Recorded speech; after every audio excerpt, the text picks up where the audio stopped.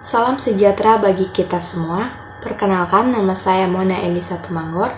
Saya dari kelas AB3C. Di sini, saya akan menjelaskan tentang corak dan ruang lingkup analisis ekonomi. Yang pertama, kita akan membahas bidang studi ilmu ekonomi. Yang kedua, pola kegiatan ekonomi. Yang ketiga, masalah dalam analisis ekonomi.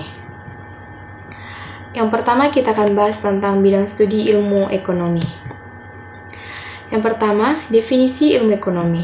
Ilmu ekonomi adalah suatu bidang studi yang sudah cukup lama berkembang. Sebagai satu bidang ilmu pengetahuan, perkembangannya bermula sejak tahun 1776, yaitu setelah Adam Smith, seorang pemikir dan ahli ekonomi Inggris, menerbitkan buku yang berjudul An Inquiry into the Nature and Causes of the Wealth of Nations. Beberapa pandangan dalam buku beliau masih tetap mendapat perhatian. Dalam pemikiran ahli-ahli ekonomi pada masa kini, Adam Smith dapat dianggap sebagai bapak ilmu ekonomi. Yang kedua, masalah ekonomi. Yang pertama, masalah kelangkaan. Yang kedua, kebutuhan masyarakat. Yang ketiga, faktor-faktor produksi. Yang keempat, kebutuhan yang tidak terbatas. Yang ketiga, jenis-jenis analisis ekonomi. Yang pertama, ekonomi diskriminatif, yaitu bidang ilmu ekonomi yang menggambarkan keadaan yang sebenarnya wujud dalam perekonomian. Yang kedua, teori ekonomi, yaitu pandangan-pandangan yang menggambarkan sifat hubungan yang wujud dalam kegiatan ekonomi dan ramalan tentang peristiwa yang terjadi apabila suatu keadaan yang mempengaruhinya mengalami perubahan.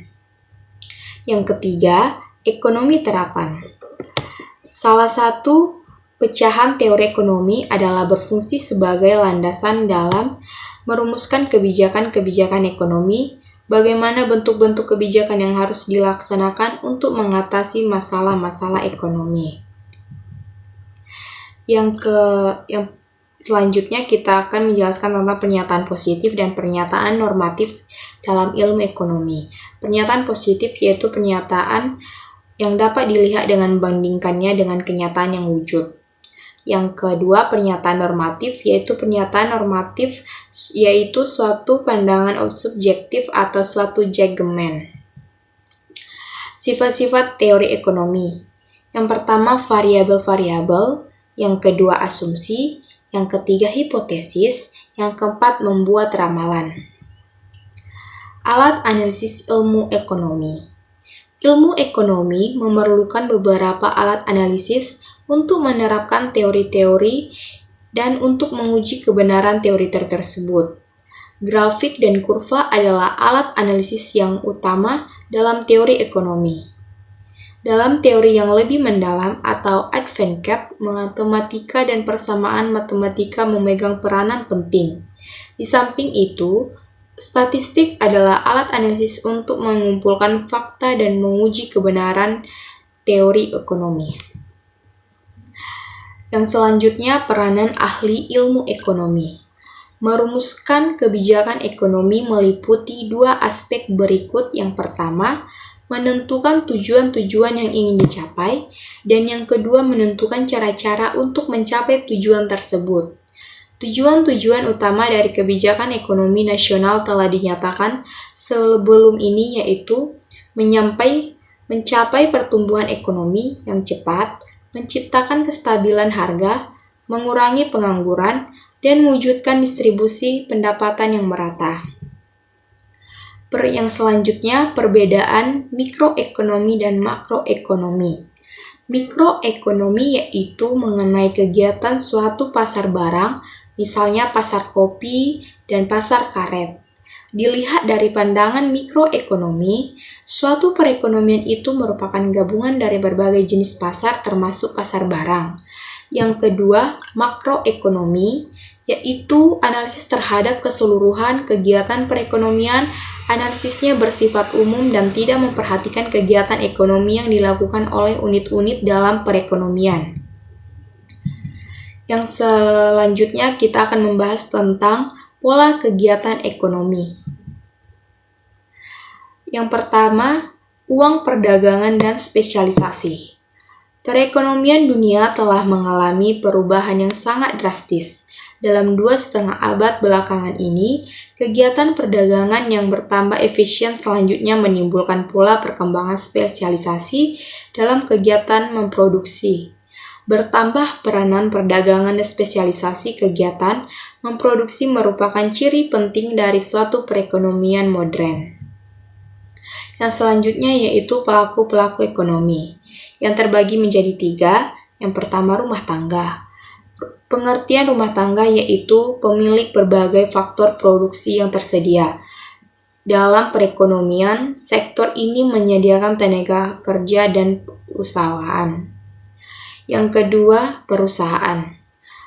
Pengertian perusahaan yaitu perusahaan adalah organisasi yang dikembangkan oleh seseorang atau sekumpulan orang dengan tujuan untuk menghasilkan berbagai jenis barang dan jasa yang dibutuhkan masyarakat.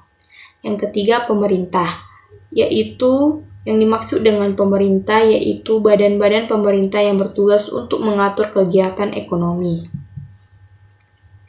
Yang selanjutnya, sirkulasi pendapatan.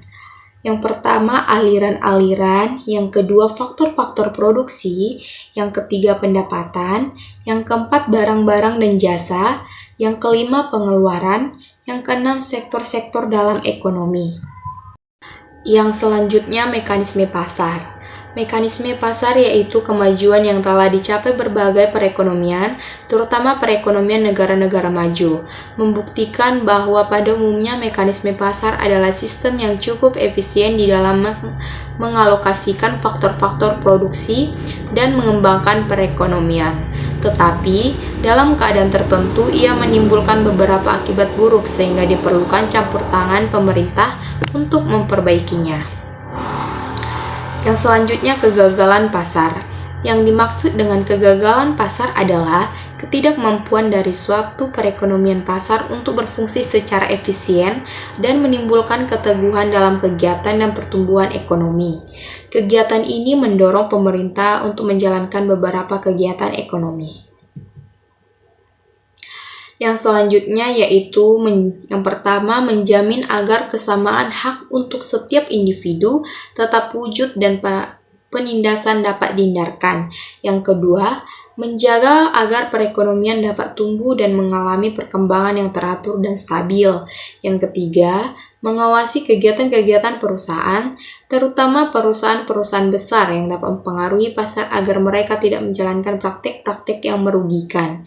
Yang keempat, menyediakan barang bersama, yaitu barang-barang seperti jalan raya, polisi dan tentara yang penggunaannya dilakukan secara kolektif oleh masyarakat untuk mempertinggi kesejahteraan sosial masyarakat. Yang kelima, mengawasi agar eksternalitas kegiatan ekonomi yang merugikan masyarakat dihindari atau dikurangi masalahnya. Yang terakhir, kita akan menjelaskan tentang masalah dalam analisis ekonomi.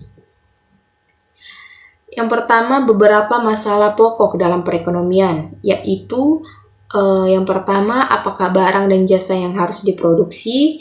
Yang kedua, bagaimana jika cara memproduksi barang dan jasa tersebut? Yang ketiga, untuk siapakah barang dan jasa tersebut diproduksi? Yang selanjutnya, batas kemungkinan produksi. Dengan pertolongan grafik dapatlah ditunjukkan dengan lebih jelas persoalan-persoalan yang dihadapi suatu perekonomian. Grafik yang dimaksud adalah batas kemungkinan produksi atau kurva kemungkinan produksi atau production possibilities formula. Grafik tersebut menunjukkan batas maksimum dari tingkat produksi yang dapat dicapai oleh suatu masyarakat dengan menggunakan seluruh faktor-faktor produksi yang dimilikinya. Yang selanjutnya, kurva kemungkinan produksi.